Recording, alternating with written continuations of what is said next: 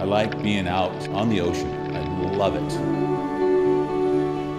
The Channel Islands are really very pristine. It's an amazing, pristine environment. This time of year especially, the island's really green, and we've seen exceptional numbers of birds and forage fish.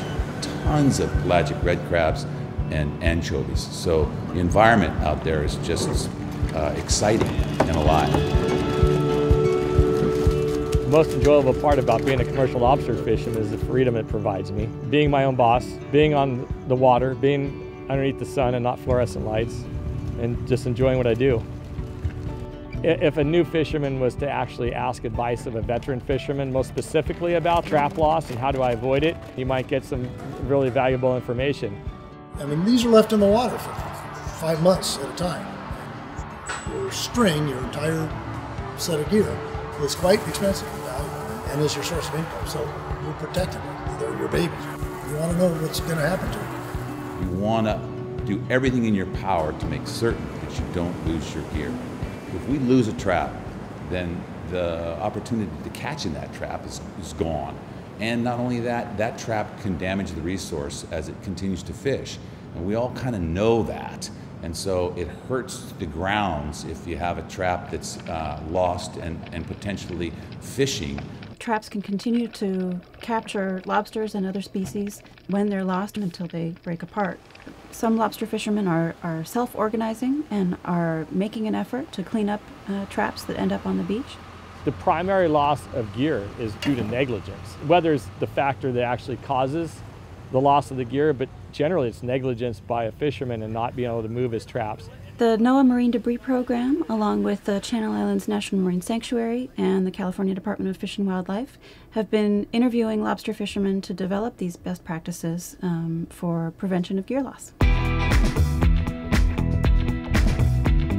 Of course, you want to avoid setting your pots in anchorages or in the mouths of harbors, because you're far more likely to lose that gear due to the boat traffic. It's common sense to not set a whole lot of gear in areas that are going to be heavily trafficked. You need to have your trap properly weighted, because when the swell comes up, it can pull your trap away from where it is and drag it shallower and throw it on the beach, or it can just simply drag it deeper and sink your buoy. Using steel is far better than using concrete, because concrete has a great deal of air in it and it's nearly as effective at holding the trap to the bottom. A strong storm system is forecasted moving to southwestern California. If the well's going to be 6 feet, I can fish in this depth of water. If it's going to be 12 feet, I got to go to this depth. In order to stay abreast of the weather, I spend a lot of time on a website called 17foot.com. It gives a projection of the swell as well as NOAA's readout of their forecast for the 5 or 6 days into the future. Watch what other veteran fishermen do when the storm and the swell happen. Learn. I mean, the second that they move their gear out, you should be right behind them. If you're going to fish in a high current zone, you need a lot of buoy, but the more buoy you put on a trap, the more likelihood it is to slide away if it's not properly weighted. Weighted lines is paramount to be able to make sure that boats can travel around them as safely as possible. In order to keep someone from running over your line and cutting off your trap, you want the last third of your line to be sinking. To get those dimensions accurately, we fathom it really fast. So this, just counting out your 6 foot wingspan or whatever your height is, just count out your depth. And then you attach the floating to sinking with a fisherman's knot or a lover's knot. Most fishermen know how to bring 2 lines together.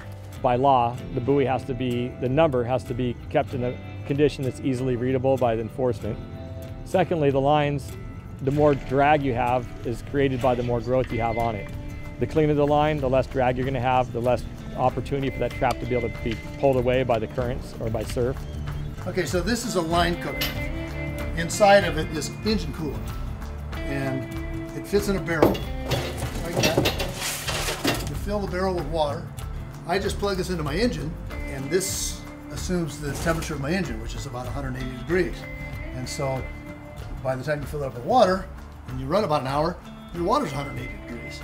So you take the coil of rope as the trap comes over the side, and you take the entire coil and you just hold it underwater, 10 seconds, 15 seconds, and then takes it out, and it looks like nothing has happened, but in effect you basically killed all the growth. You throw the trap back over, you come back the next day, the rope is brand new. It's a fantastic. When you set a trap, it's super beneficial to make a mark on your GPS so that you have a waypoint to go back to. Not only will you consistently recover gear that may be pulled down in current or move slightly even, you can easily find it. It can be foggy, it can be horribly windy, it can be really difficult to see traps. Having them logged into your plotter is really beneficial in getting to your gear and servicing it regularly. With the next fishing season, there will be a limit per permittee of 300 traps. The trap limit is going to go into regulatory action this coming year and for the years to come. I think will significantly reduce the amount of trap loss.